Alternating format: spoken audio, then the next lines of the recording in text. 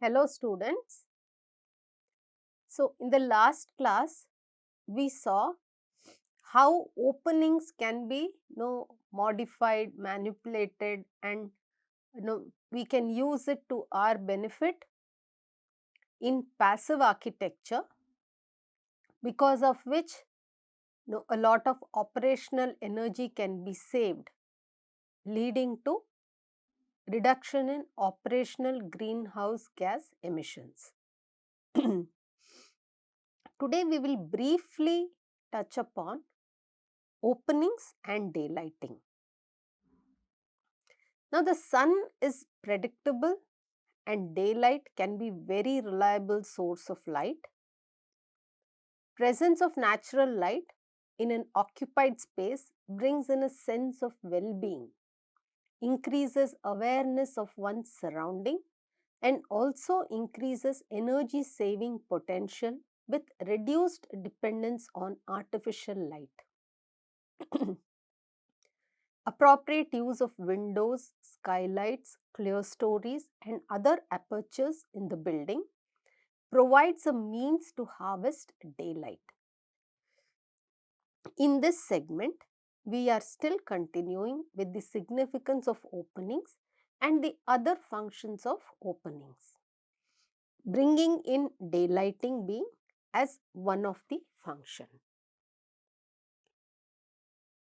Now,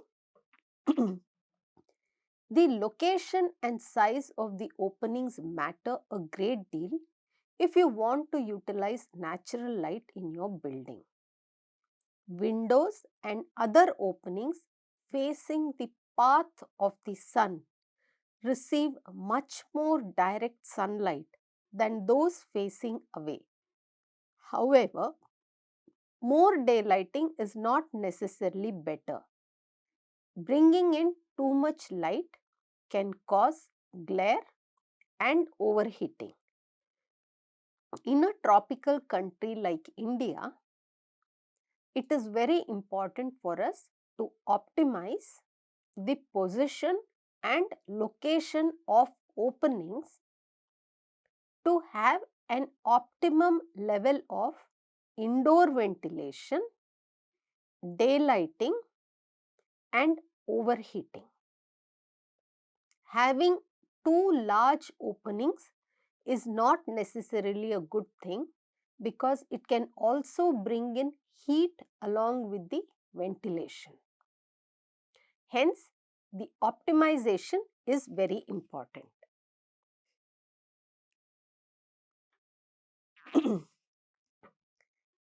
Let us briefly look at the types of windows.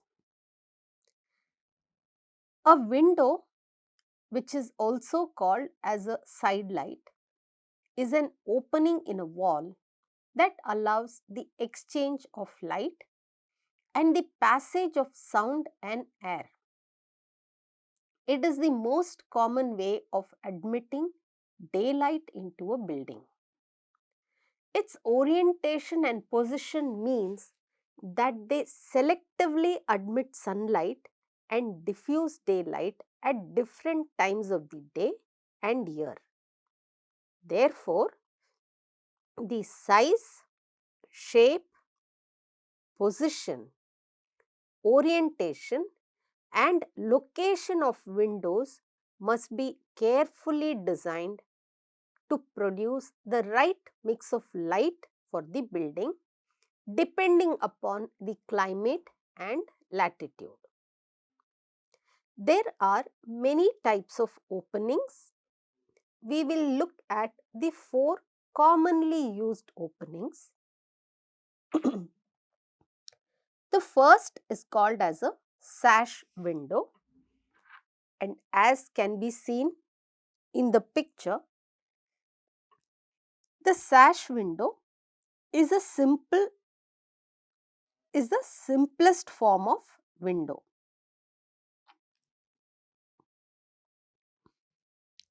It is the simplest form of window. Then we have the casement window, which is normally used in our part of the world. Along with the casement window, we must ensure that we have appropriate shading devices. More on that in the class to come. Then there are louvered windows. Louvered windows are very useful and helpful in directing the breeze inside the room. So, we can tilt the louvers to ensure proper ventilation. Then you have the bay window, which is a window that protrudes out of the wall. These are the major types of openings that is used in our part of the world. Those openings, the ones we saw in the previous slides, are fixed on the wall, whereas we have what is called as clerestory openings. Clerestory openings are found near the roof on top of the wall. Modern clerestories are defined as vertical windows which are located on high walls and they extend up from the roof line. They are designed to allow light and breezes into the space without compromising on privacy. They play an especially important role besides daylighting and ventilation in making the buildings energy efficient by being part of passive strategies. So, clerestories should be properly located, typically in the sunny side of the building and protected from the summer sun by roof lines, overhangs and recessed thick walls or other architectural elements in order to prevent overheating during the cooling season. So, excuse me. So, clerestory, which are typically located on at high walls along the top of the roof, along the top of the wall.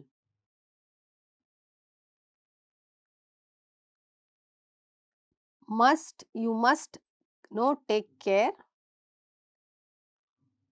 to ensure that there is appropriate overhang here. So, the roof line must extend to protect the clerestory, and this opening allows adequate appropriate sunlight as well as facilitates breeze movement due to stack effect.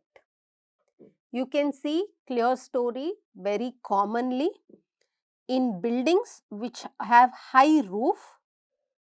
You can see them in churches, you can see them in town halls, marriage halls and in any rooms or halls which have a large height.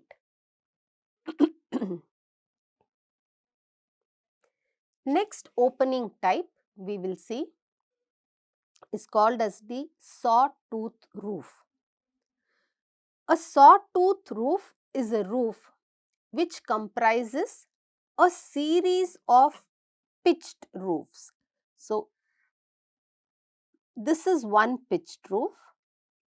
A series of pitched roof with openings here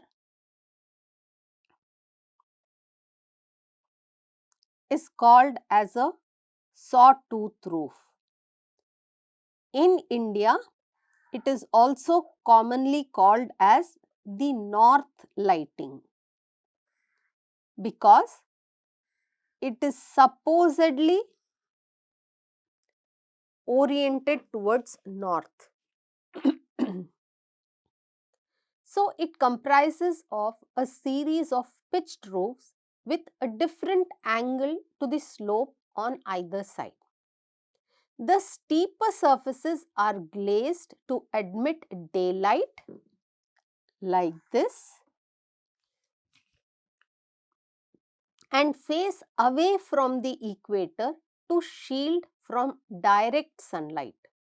Yet, they allow in diffused light throughout the day. This kind of roof admits natural light into a deep plan building or factory.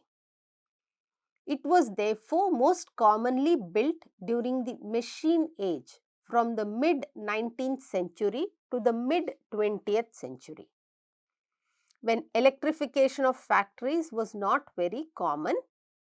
This aided in giving adequate lighting and in some cases even ventilation, though its primary motive was lighting in factories. The design has re-emerged in recent years as greater value and importance is placed on introducing natural light into buildings for environmental efficiency. So, if you look at any factory building, you will find a lot of north light, as it is called, or sawtooth roof. As you can see, this is one saw, this is another saw, this is another saw.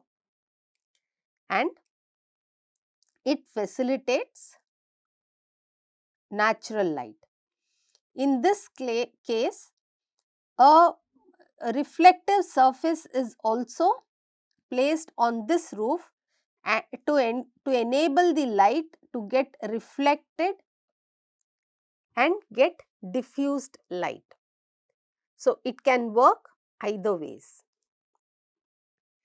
It is important to orient it appropriately with respect to the latitude to prevent the indoors getting overheated. Next one is type of opening is called as a skylight.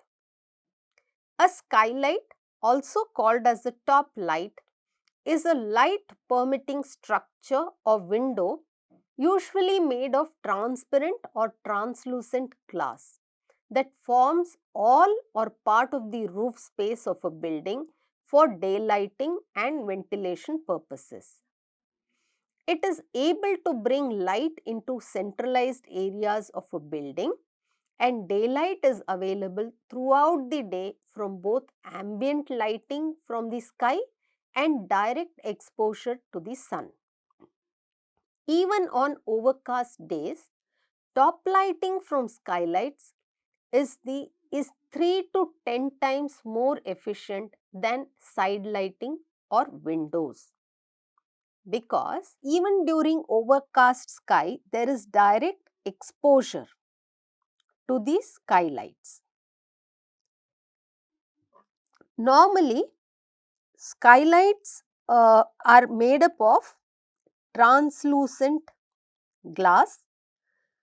The biggest disadvantage of having skylights is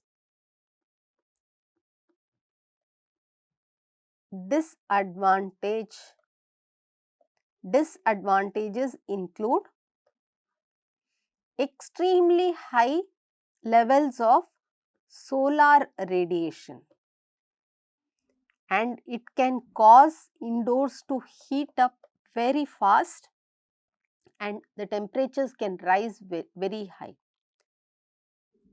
There are several advantages. Advantages include maximum natural lighting.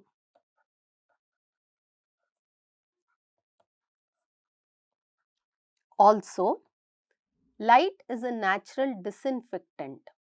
So, it is appropriate for areas which need to be dried immediately instantaneously and which has no opportunity of moisture on the floor. And this light, skylight, this type of openings is a very good option for such spaces. For example, a washroom area, a place, or the service areas of a kitchen, of a large kitchen. I'm not talking of residential kitchen.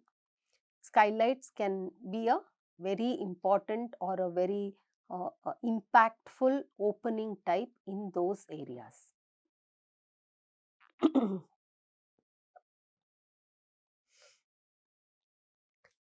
The next type of opening type is called as a light shelf. A light shelf is a passive architectural device used to reflect natural daylighting into a building. Bouncing sunlight off a horizontal surface, it distributes it more evenly and deeply within a space. Light shelves are used where light can be reflected and you can get even more quantum of light. And this light, it bounces off this light shelf which has a reflective coating on it.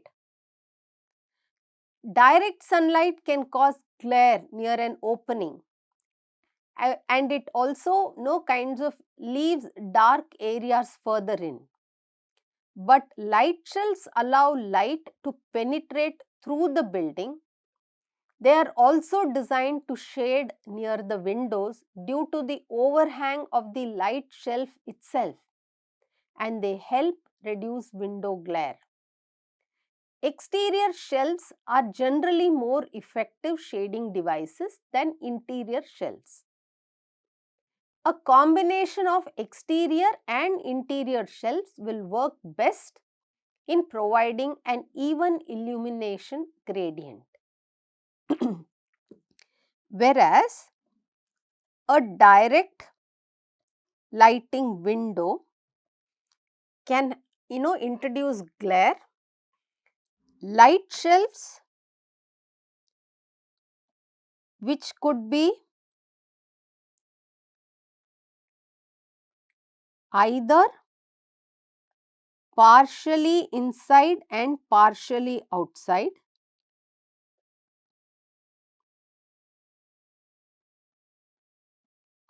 can be very effective,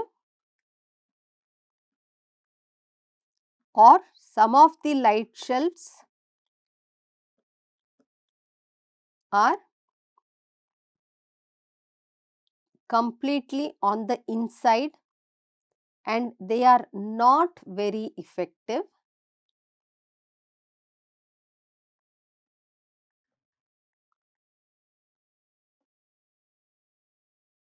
They are not as effective, and there could be light shelves which are completely projecting outside, which are the most effective ones.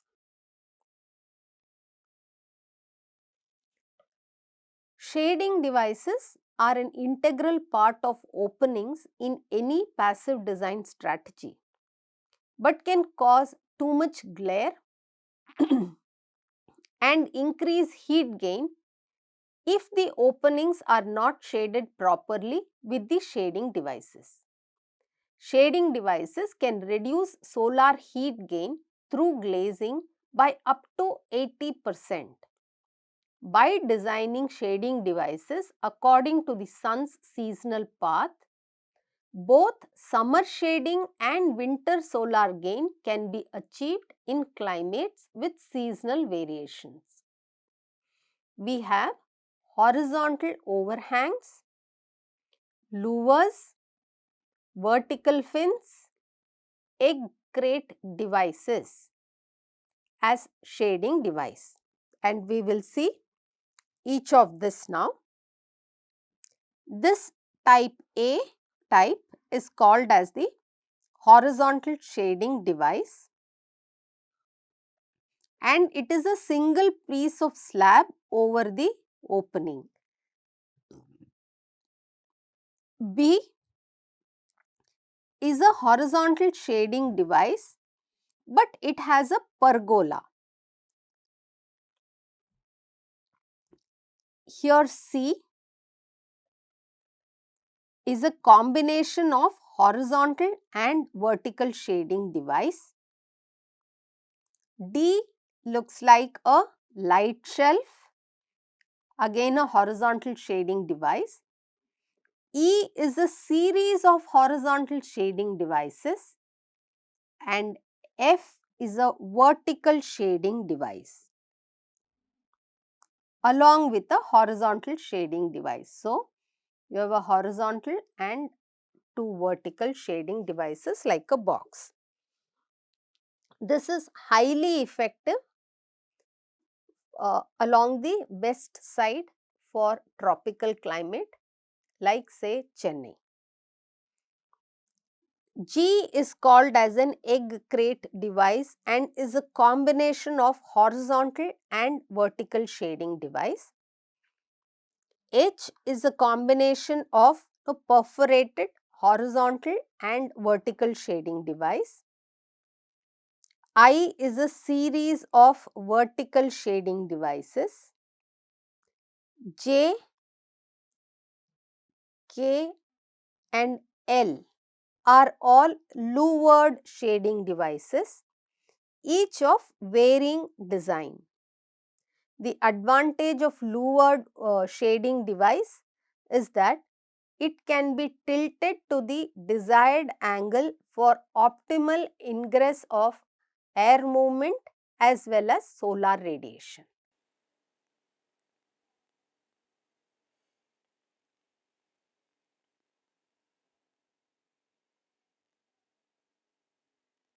Now, what should be the size of opening?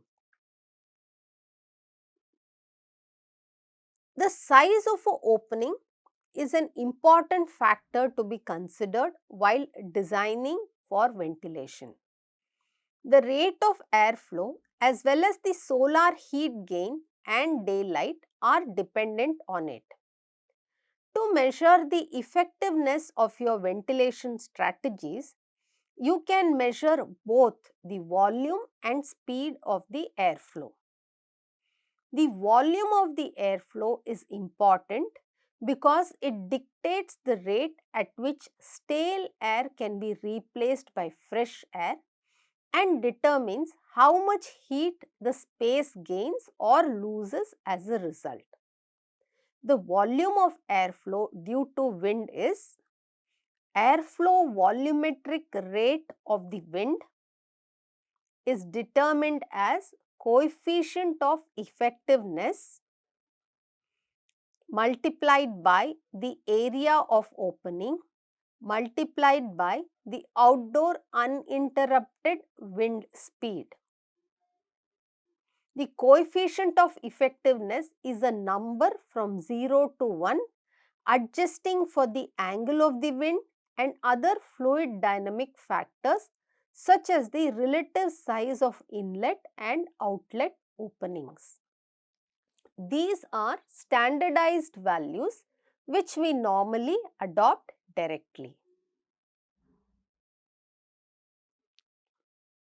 Now, what is the measure of the size of opening?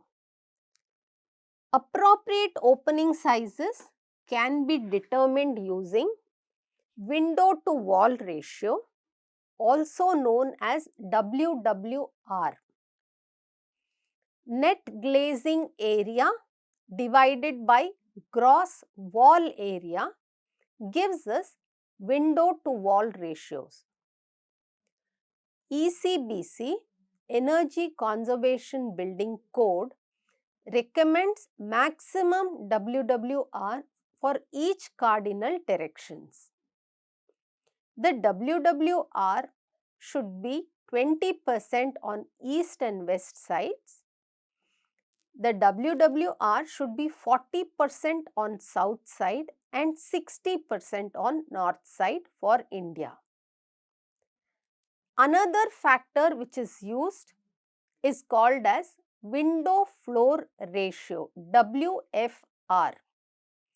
That is total openable window area divided by total carpet area. ECBC recommends minimum WFR for each climate zone as below. For composite climates, it must be 12.5%. For hot dry climates, it can be 10%. For warm humid climate, it can be 16.66%. Temperate climates, it can be 12.5%, and for cold climates, it can be 8.33% for India. These two, WWR and WFR, is a widely used term, especially in research areas. So, when we talk of opening sizes, instead of talking of absolute areas, it is best we talk of the opening sizes in terms of either WWR or WFR. So, with this, we conclude the class on opening sizes, openings, positioning, benefits of opening, types of openings, and how openings are measured. Openings are a very important strategy to reduce indoor heat gain and enhance the thermal performance of the building. It costs nothing in terms of an added contraption and can be effectively used as a passive design strategy to reduce the operational energy and therefore operational carbon emissions, which is directly related to carbon neutrality of a building. With this, we stop this lecture and we will continue with a new topic in the coming lecture. Thank you.